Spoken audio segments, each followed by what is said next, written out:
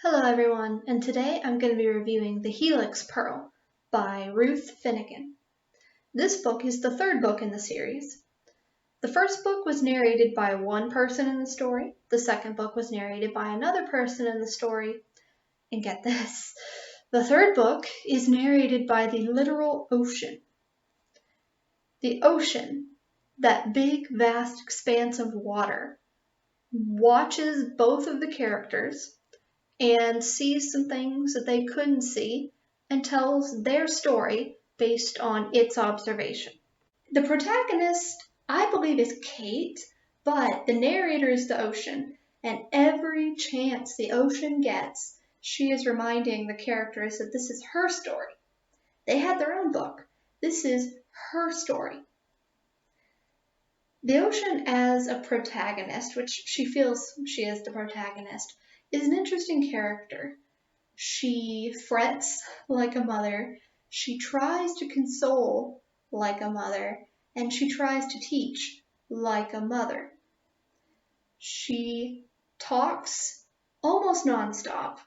About half the time the story is taking place, the ocean is talking. About another half of the time, there is other poems, ones like from Shakespeare, from the Iliad, the Odyssey, various sonnets. They're in there. And then about a quarter of it is actual exposition and actual plot being driven forward. What makes a story a good story is first off the writing style. Normally I save this part of my reviews for later on, but today I'm just going to jump right in to the actual writing. Here is the first two paragraphs of chapter 1. Waves crashed onto the beach, the wine-dark sea, today or long ago, for what is time? Bit so again I see and tell it, I, your troubadour today, the sea, different, for I saw what was hidden, before, but the same too, for love comes again, again, again, and time, everlastingly, even before my crashing waves. You will say that that is impossible. I agree with you.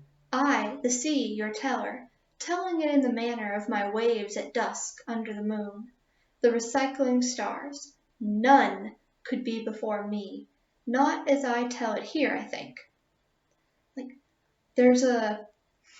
I hate to use the pun or the metaphor, but there is a cycle, there's a back and forth to the writing, just like the ocean waves crashing on the beach. I liked the characterization of the ocean's speaking style as being like back and forth, a little bit tumultuous, a little bit repetitive. I feel like Finnegan did a good job showing not only the mothering side, but also the actual diction, word choice, and rhythm of the writing. It's unique. It's very rare that I see an author who gets it right in characterizing their characters in this way. But then again, Miss Finnegan she is over the age of 75. She has been on several rotations around the earth. She is a professor of literature, and she has written many other books before this. She definitely would be the person to get this right. I really admire her for that, like how she wrote this. The other thing I liked about this is as the ocean talks, like I said before, she pulls in other bits of fiction, other bits of mostly poetry. I paid attention in English literature class in both high school and college, so I get some of the references. And it was like like a warm embrace of a simpler time to get all these throwbacks to other poems. All of them are ocean themed, of course, because it's the ocean talking. There was only one part of the story that I didn't like, and that is about every 5 or so chapters, the ocean will remind the characters that this is her story. And it's great the first couple times, but after that it's just like, oh my goodness, you pompous windbag of a character. will you please stop tying everything back to yourself?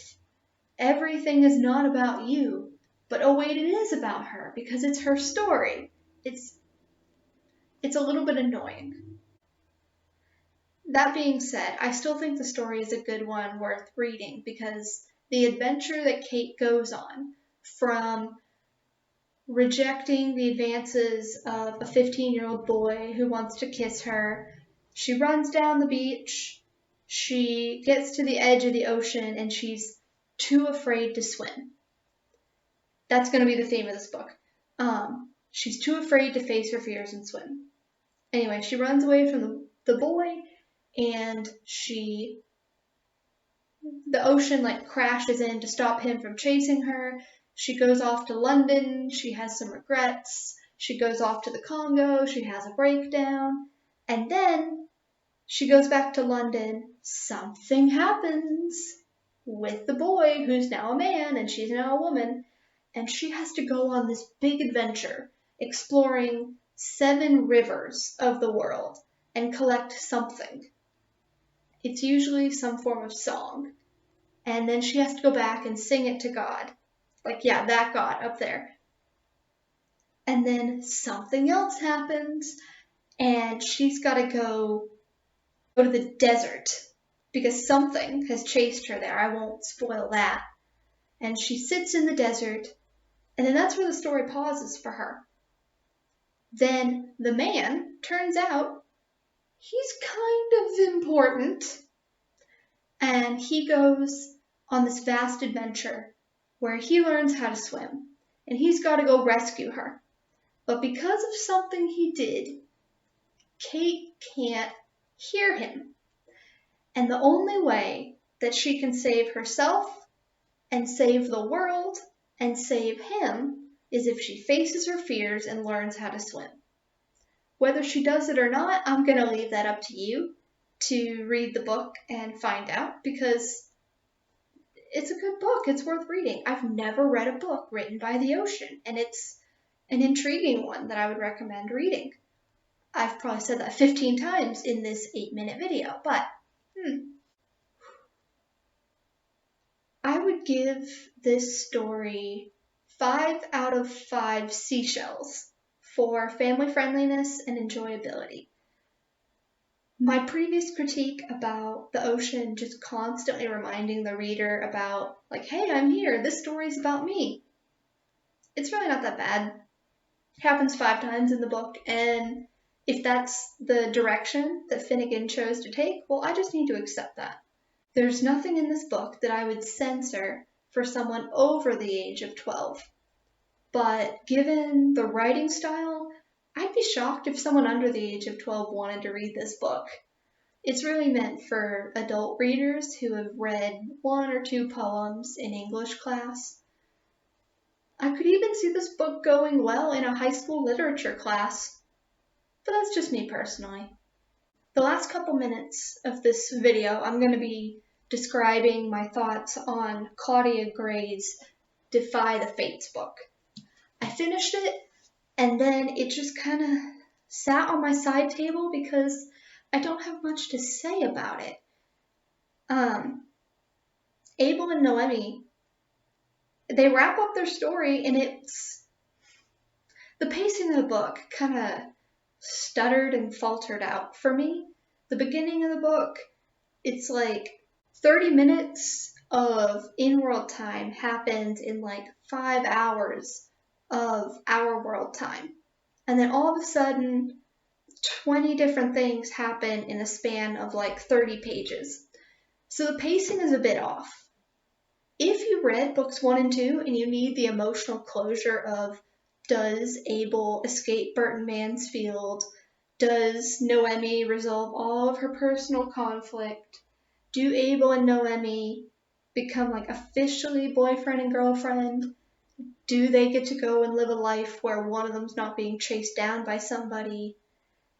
If you need to know the answers to that, read the book. It's worth your time. But there's not really much to say about it. It's a good book, but it's kind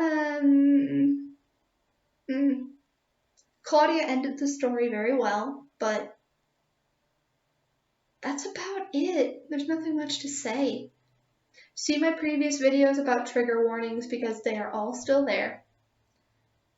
I gave the book a 3 androids out of 5 because it's a good story. She finishes it, and I enjoyed it while I was reading. But once I was done, I just didn't have much to say about it. So, yeah. I guess that's all for this time, guys. Thank you for tuning in for this 2-book video. Kinda. It's more like one book and then a quick little blurb about the other book. Anyway, thank you for tuning in, and I will see you guys in the next video, where I review a book about a colony trying to defy America and trying to be their own little planet. Can't wait to tell you about it, because that one, I do have stuff to talk about, and I'm enjoying it. But I'll leave the title of it for the next time. So, bye!